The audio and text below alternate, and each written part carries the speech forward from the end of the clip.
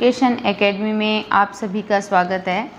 आज हम व्यंजन किसे कहते हैं और व्यंजनों के प्रकार कितने होते हैं, इस बात का अध्ययन करेंगे।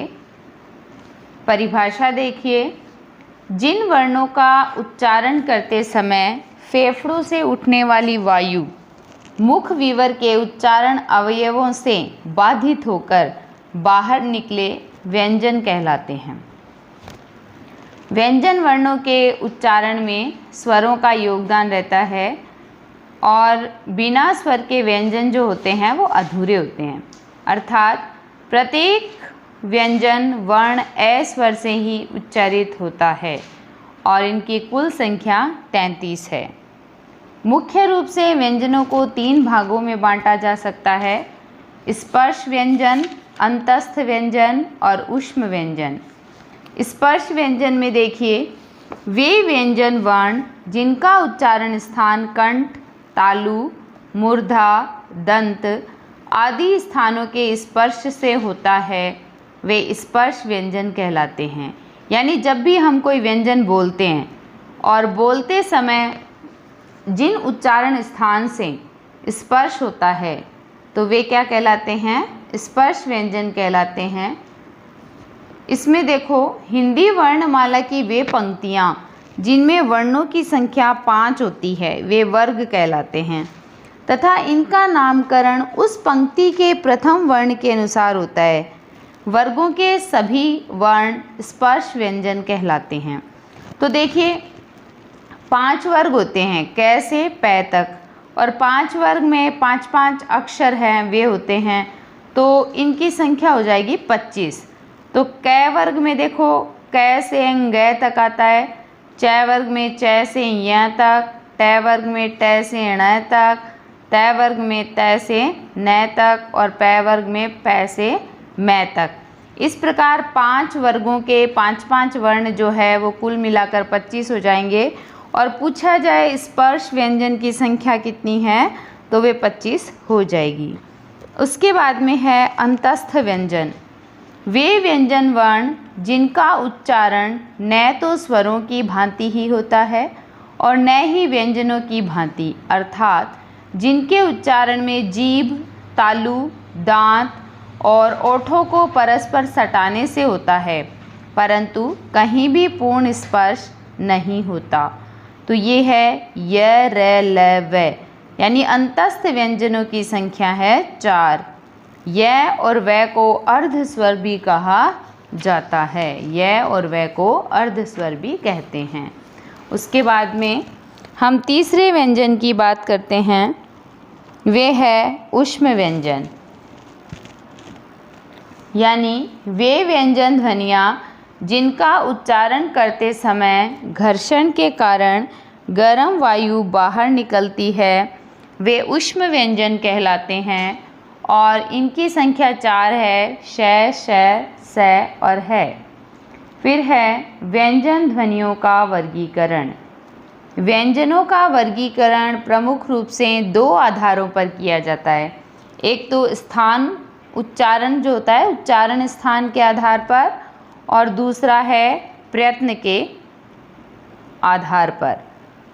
तो पहले हम बात करेंगे उच्चारण स्थान के आधार पर।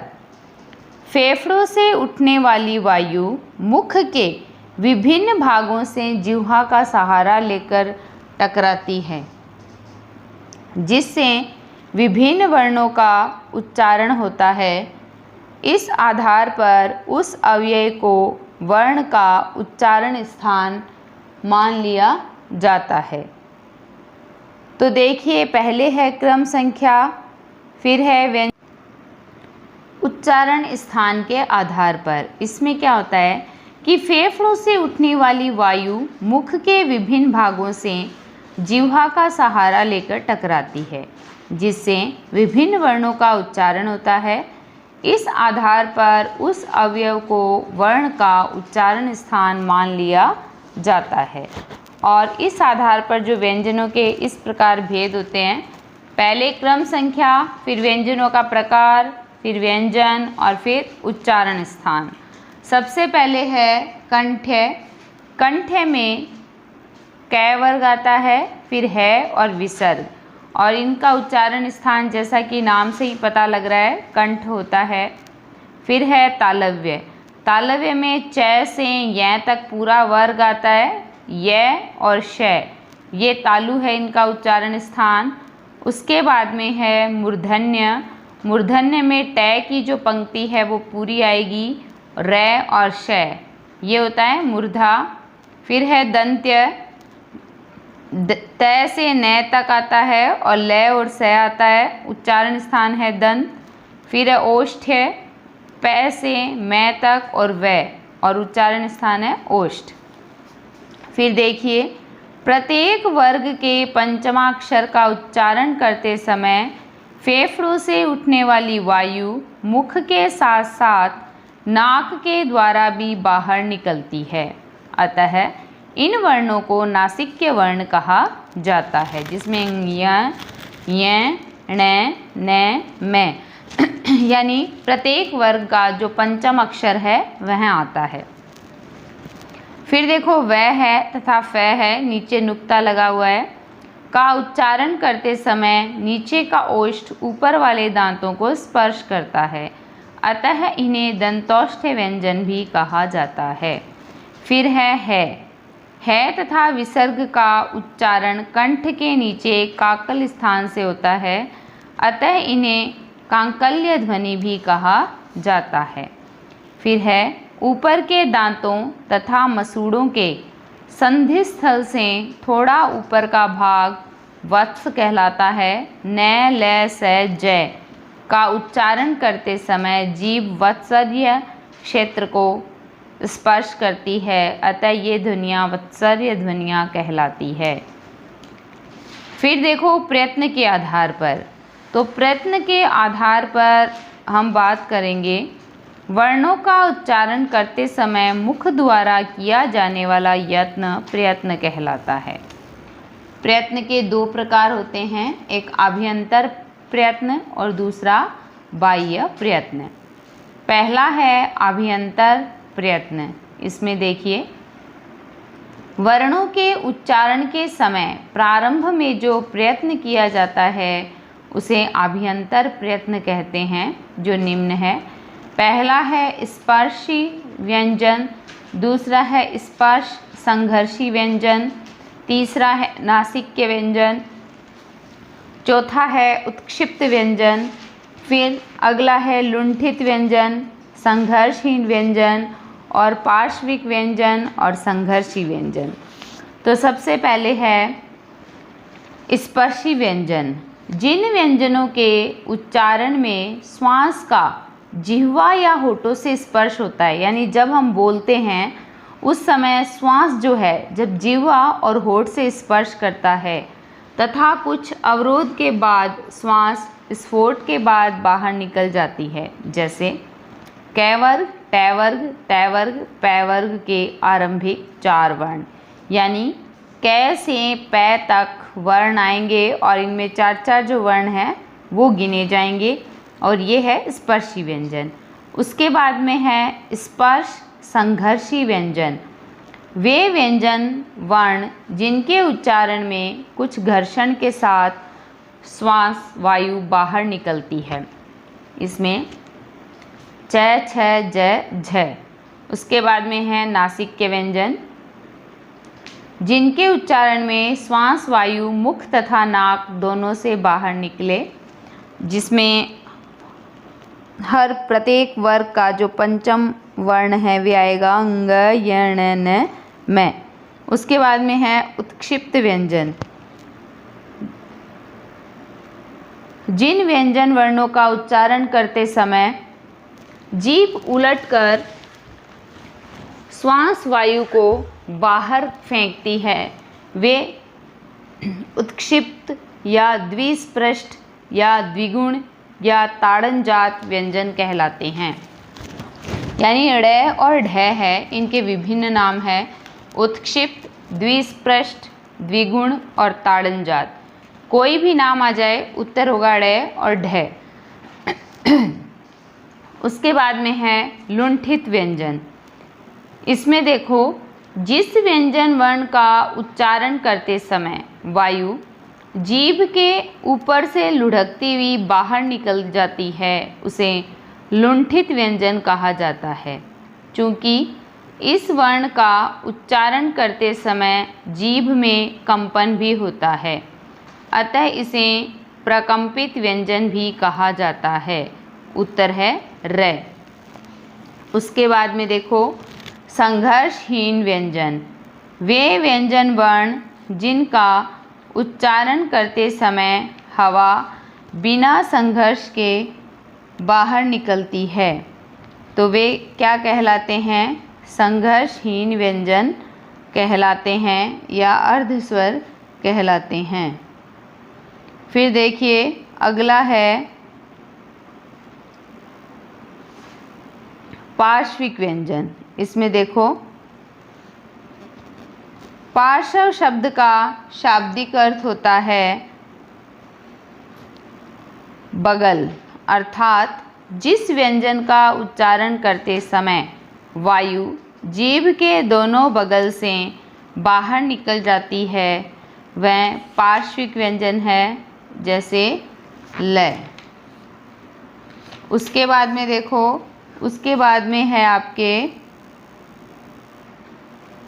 संघर्षी व्यंजन, जिन व्यंजन वर्णों का उच्चारण करते समय दो उच्चारण अवयव इतने निकट आ जाते हैं कि वायु निकासी का मार्ग इतना संकरा हो जाता है कि वायु को बाहर निकलते समय संघर्ष करना पड़ता है, अतः ये संघर्षी व्यंजन कहलाते हैं।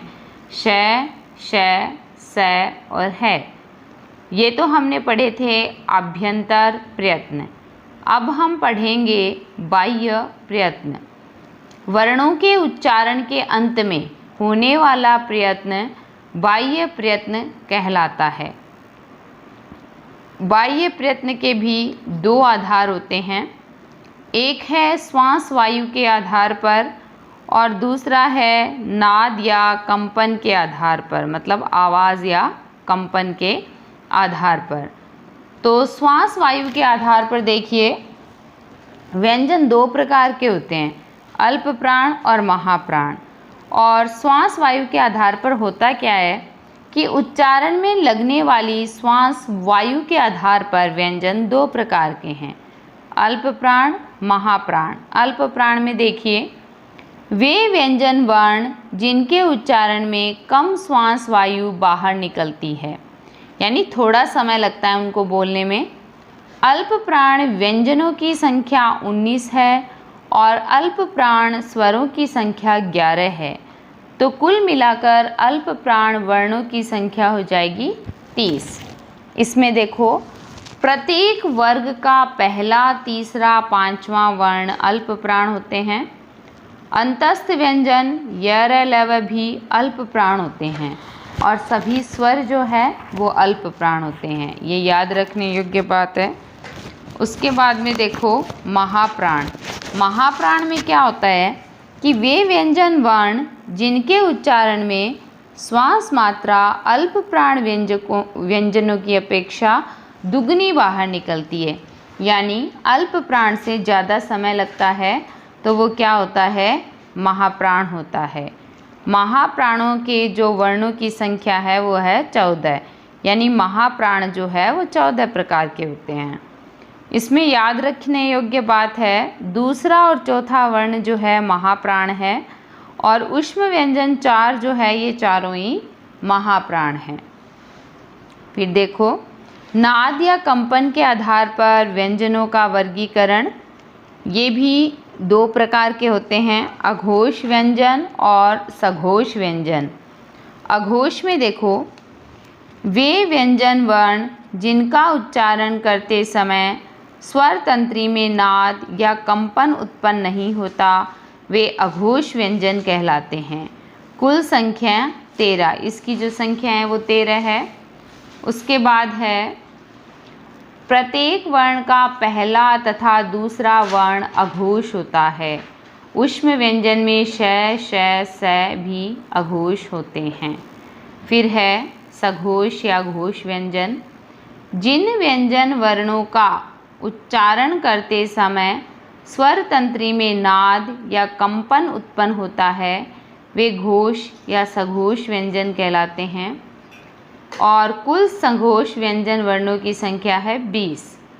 कुल सघोष वर्णों की संख्या है 20 + 11 = 31, यानी स्वर को जोड़ने पर। याद रखने योग्य बात है कि प्रत्येक वर्ग का तीसरा, चौथा, पांचवा वर्ण सघोष होता है। अंतस्थ व्यंजन य, र, ल भी सघोष होते हैं। ऊष्म व्यंजनों में से है सघोष होता है। सभी स्वर भी सघोष होते हैं। इसके अतिरिक्त देखिए, हिंदी भाषा में 4 संयुक्त व्यंजन और शामिल है जिनका उच्चारण 2 व्यंजनों तथा 1 स्वर की सहायता से होता है, जिसमें क्षय, त्रय, ज्ञ और श्रय है। क्षय देखो कै हलंत, फिर शय हलंत, फिर ए। त्रय में तय हलंत, रै हलंत, फिर ए। ज्ञ में जय हलंत, य हलंत, फिर ए। श्रय में श हलंत, फिर रै हलंत, फिर ए। फिर देखिए आगे, यदि किसी शब्द में एक वर्ण स्वर रहित तथा उसके बाद वही वर्ण सस्वर आ जाए तो वे वर्ण द्वितीय व्यंजन या युग्मक ध्वनि कहलाते हैं। और यदि स्वर रहित वर्ण के आगे कोई अन्य सस्वर वर्ण हो तो उन्हें व्यंजन गुच्छ कहा जाता है। द्वित्व में देखिए, जैसे बच्चा है तो बै च आधा, फिर च पूरा बच्चा। ऐसे ही कच्चा, पक्का, चक्की, हल्ला, इनको कहते हैं द्वितीय व्यंजन। फिर है व्यंजन गुच्छ। व्यंजन गुच्छ में देखिए, शिष्य आधा श और ये जुड़ा हुआ है, फिर आधा ल और प जुड़ा हुआ है, फिर कल्प में भी आधा ल और प है, फिर पुष्प में आधा श और प है, फिर पृथ्वी में आधा थ और वी है। इस प्रकार ये व्यंजन गुच्छ है। उसके बाद है वर्णों की संख्या के प्रश्न की। कोई भी वर्णों की संख्या के प्रश्न आ जाते हैं तो उसका उत्तर क्या होगा। मान लो पूछा जाए कुल स्वरों की संख्या कितनी है, तो आपको पता है 11। फिर है कुल व्यंजनों की संख्या बताइए, तो कै से है तक 33 व्यंजन होते हैं।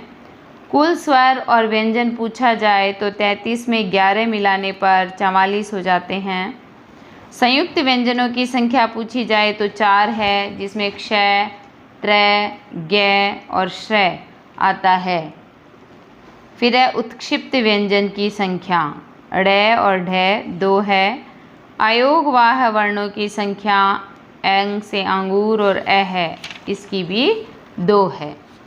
अब देखिए आगे चलते हैं हम।